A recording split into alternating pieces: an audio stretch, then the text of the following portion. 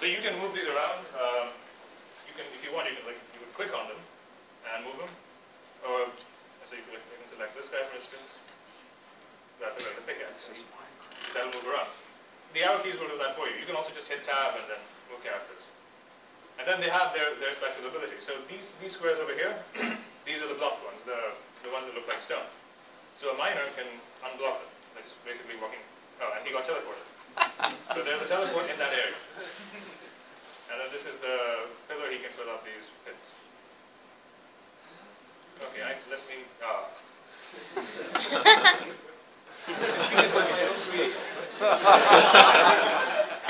Fortunately, this is the best person to explore with because he's invincible.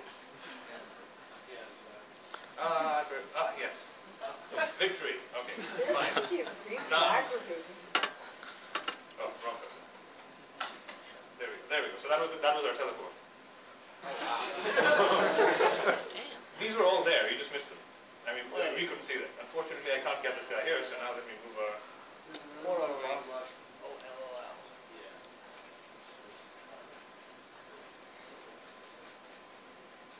Victory.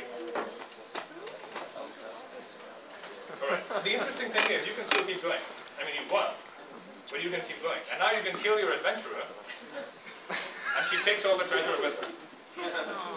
She's dead. Such is life. Such is life. Yeah, and then if you hit F2, it'll just redo the whole thing. So let me kill the adventurer right off at the beginning. And now there's no way to get the treasure. But you can still continue playing the game for no good reason. Okay. So anyway, this is what it'll look like at the end. But you have to, finish setting up the classes. Otherwise, you just open it up and you'll get like a blank screen, or you'll just get this, but none of the characters. Or it just won't compile. So what you probably should do is, if you want to see sort of incremental progress, the most useful thing to do is just put in stubs for everything, like methods that don't really do anything, but just return some junk or null or whatever. Enough that the thing will compile and run, but then won't do anything or will crash when you try and use it. And then you can sort of fix it up as you go and you incrementally make some progress.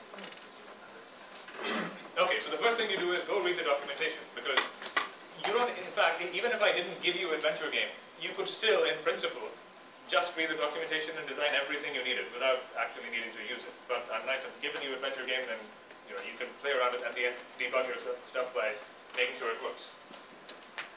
So basically, in the sort of loose way, just do them in this order, because you need Cave to make boards. And you can make Cave Worker, Cave is just an interface. So you can always make Cave Worker at any time. The order is kind of loose. Character sort of implements Cave Worker, so you need to make Cave Worker first. And then these guys are all descended from character, and by inheritance implement the interface Cave Worker. So this is sort of loosely how you need to go, but you will probably find yourself going back and forth a bit here and there when you're changing the stuff that overrides and whatnot. So yeah, so like I said, it may help to just make stubs for everything so it all compiles and you can see an incomplete version later. Yes? Is there any chance we could switch around, like today, tomorrow, do the announcements early so we can get it started on the homework now instead of having to wait a couple days? Well, I can definitely tell you enough about enums to let you get started. So yeah, sure, I'll do that.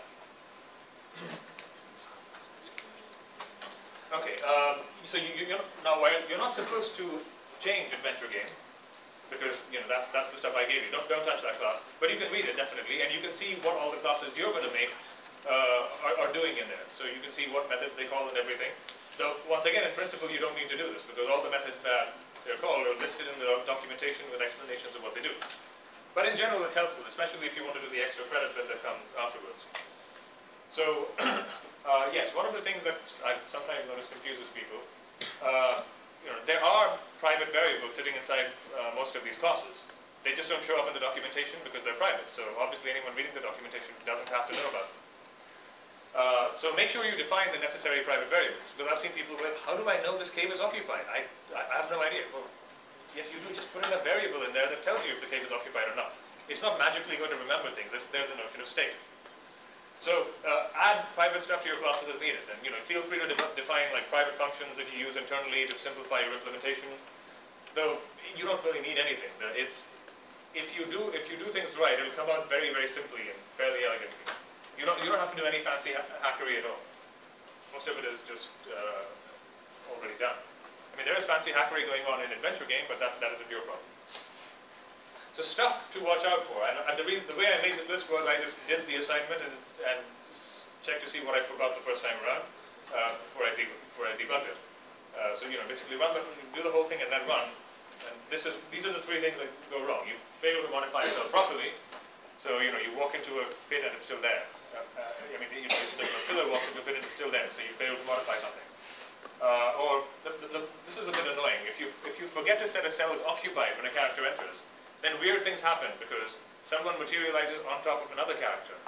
And so suddenly you're missing a character and you go, where did he go? And then you move somebody and then he's suddenly there. And you don't know what happened. So make sure you set cells as occupied. It explains in the documentation where it's supposed to do that. Where you set things as occupied. I believe it's in the move method. Where you just say, this cave is now occupied, make sure you set the other one to unoccupied. And then you need to make sure that you don't forget to mark the teleports. I mean, you can forget to mark them. They won't show up. They'll still exist and they'll still work. But at that point, you lose a few points for not having your teleports appear when the adventurer walks over. Okay. So now for the extra credit, there's a reason this assignment is sort of longer than the others, that the duration is longer, because you could in principle get up to 20 points of extra credit. So if you get all of those points, that means you basically get +7 on your final grade, which is usually likely to bump you up a grade, especially after the curve I generally put on. Of course, you have to get all the 20 points, which is not that easy, because this is where people go nuts.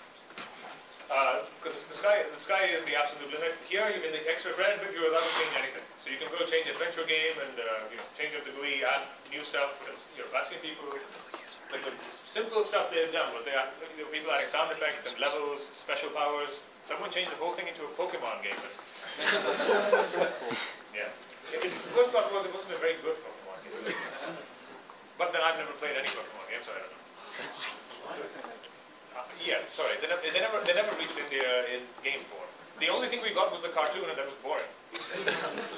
Okay, so then some people added settings and menus so you could configure things, and the guy who totally took the cake made a first-person shooter variant of the whole thing. It looked a little weird, but I gave him all the 20 points, because if you're going that far, to be fair, he was a fairly advanced student. He was just taking the class because he had to. But then he was one of those people who knows it all, but shows up anyway to see if there's anything he missed, and then he proceeds to do crazy stuff. He also had the best Hello World assignment I've ever seen, where he takes a feature from another language, something in Ruby which they have, where you're allowed to substitute variables into text. He mimics that whole thing, then he uses it to print its Hello World, because he was bored of just doing Hello World. Yes. So you're saying he took all these classes in Java and compiled it in something like Unity, or?